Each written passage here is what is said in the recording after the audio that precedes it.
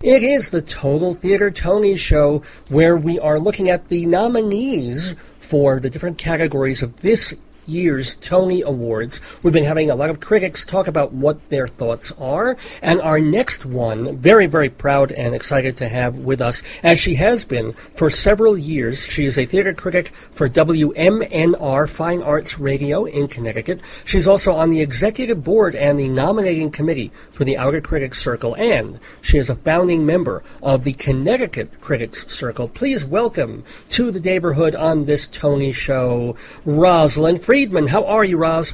Oh, I'm great, David. This is my favorite time of the year when awards are being chosen and given, and it's all very exciting. And after attending so many plays. This whole season, would you say it's as exciting, more or less, than usual? Well, I think generally it is a little bit less exciting than last year. I thought last year's season was quite incredible. We did have some good plays toward the end, and I'll mention some of my favorites when that comes up. But I think that it was also very interesting. Ooh. It was an interesting season. Very quickly, what are one or two things that made it really interesting for you? Well, I think the musical Once, which is unique. It has a completely different point of view about musicals altogether. It's understated but very beautiful, and it has a lot of humor and wonderful music. I love the show, too, so I certainly can't disagree with you there. I'm so glad that you got to see it. Oh, yeah, me too. Let's talk with Roz now about the two categories that she is going to be dissecting for us in this year's Tony Awards. First of all, Best Performance by an Actor in a Featured Role in a Play. The nominees include Christian Borle, Peter and the Starcatcher, Michael Comsty, End of the Rainbow, Tom Eden, One Man, Two Governors, Andrew Garfield, Arthur Miller's Death of a Salesman, and Jeremy Shamus in Clybourne Park. Roz, your thoughts? Well, it's very interesting because, and this is what makes it an interesting season, I saw Peter and the Starcatcher last year off Broadway, and I thought it was sort of a sophisticated kid show. And I was very surprised that it moved to Broadway, and it did receive some very, very good reviews. But I'm still a little surprised about that particular show. It was imaginative. Okay. But I wasn't that impressed with it, personally. I was blown away by Michael Comsty's performance in End of the Rainbow because I didn't care for the play and I didn't care for Tracy Bennett's performance. But I thought Michael Comsty was so moving in the part of this pianist and her accompanist and a man who had lived sort of in the shadows in those days as a gay person, and he never gives a bad performance, but I just thought he went above and beyond. Now, how about Tom Eden in One Man, Two Governors? Well, this is an incredible performance physically, because he falls down and he collapses and he's very funny, and what he does with his body is simply amazing. And of course, he looks much older than he really is. So that was interesting from a physical point of view. Okay. But then compared to Andrew Garfield in Death of a Salesman, it's really, I think, unfair to put them in the same category, because Andrew Garfield's role as the son in Death of a Salesman, from the very beginning to the very end, I mean, this is an incredible performance. Okay. And it's a very hard part. It's a very difficult part. And it's much more developed, I would say, than Michael Comsty or Tom Eden. And what about Jeremy Shamus? That's an interesting question. Okay. Jeremy is also a very reliable and very versatile actor, and he was very, very good in Clybourne Park. But yeah. So who do you think? My vote. Yeah. My vote goes to Andrew Garfield. Oh, Andrew Garfield. It is also probably the meatiest role in the. It is a meaty role. Do you think he'll win? Oh, do I think he'll win? Yes. Okay. One vote for Andrew Garfield. Yes, I do. from Roz Friedman. We're talking with her. She is the theater critic for WMNR Radio in Connecticut, also on the executive board and nominating committee for the Outer Critics Circle. So we will ask her also about featured actress in a play. The nominees include Linda Amond in Death of a Salesman, Spencer Caden, Don't Dress for Dinner, Celia Keenan-Bolger in Peter and the Starcatcher, Judith Light from Other Desert Cities, and Condola Rashad in Stickfly. Roz, picks and predictions. Here we go. It's an interesting category again. The Outer Critics, I'd like to mention, gave its Featured Actor Award to James Earl Jones, who still possesses the most magnificent voice ever developed in theater. But their featured actress went to Spencer Caden. And I don't know how many people know that Spencer Caden, 10 years ago, she won all the awards for Urinetown. Right. And it was her debut on Broadway. She gave up 10 years. For the last 10 years, she got married and had a child and has not been in theater at all. And now she comes back in this farce, Don't Dress for Dinner, which is a cute play. It's not a great play. It's cute.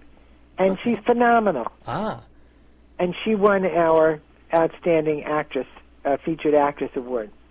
Did you vote for her in the category? Just as cute as a button. Well, yeah, but did you vote for her? I voted for her. I just thought her performance made the play.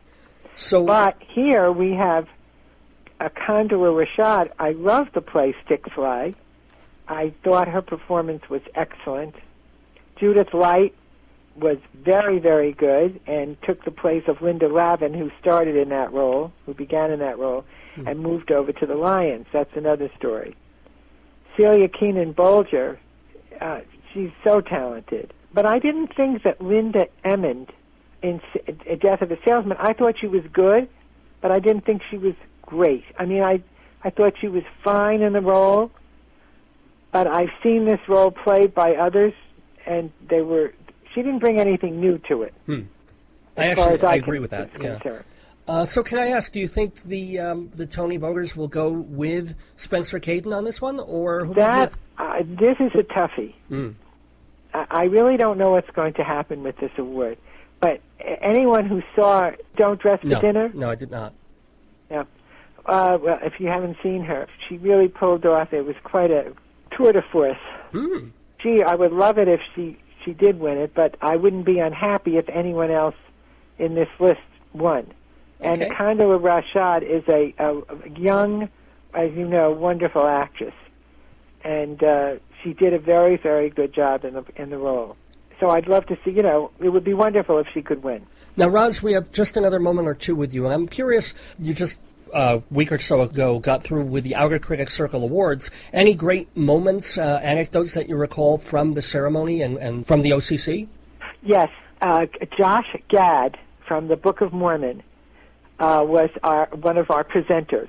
And he followed. James Earl Jones got up and accepted his award, and then Josh Gad called out and said, "I'll pay you $20 if you can put a message on my machine." And he said, "No." Oh. He said, $30. He said, "No." Then the audience started to yell out their numbers. Everyone was laughing, and it was very good. It was good fun. Definitely, and actually, it's a great idea for BCEFA. If they start auctioning off, if he'll ever do that. Josh Gad, as you know, by the way, is leaving the show this week. He's leaving Book of Mormon this week. He's going into a television show which he has written. Oh, wow. Yep, and he said, "I've sold out to Hollywood." He was so wonderful in that show. Very last question for Roz Friedman. Any real great memories, like the very best this year in Connecticut Theatre? Unfortunately, I think Connecticut Theatre has not been very good this year. Ooh, I've been very disappointed in.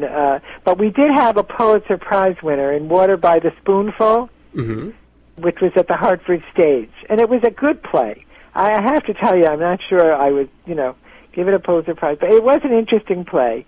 I say the word interesting this year. Yeah, you've been using that a lot. I must tell you what my favorite show is of the year. Sure, please. On New York, Broadway. Okay. The Lions.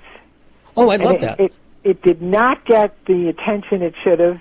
Was not nominated. I loved Other Dozen Cities, but we gave it the award for Out of Critics Off-Broadway last year. That's a perfect play. But The Lions, I've seen it twice with Linda Lavin, and it's fabulous. Oh, that first scene is hysterically funny. I mean, she just rocks the best. it. Well, Ros Friedman, it's always a delight to talk to you and to bring you on to our Tony shows. Tell everybody when they can hear you on WMNR Radio. Well, I'm on Mondays and Thursdays at 4:45 and Saturdays and Sundays at noon. But you can go in on WMNR.org, and if you go down to the very bottom of the newsletter, there's a link to all my theater reviews that are published. Terrific. WMNR.org. Well, thank you, Roz. It's been a joy talking to you. Best of luck with this new upcoming season and with all the shows that you're seeing. Thank you so much, Dave. It's been a pleasure.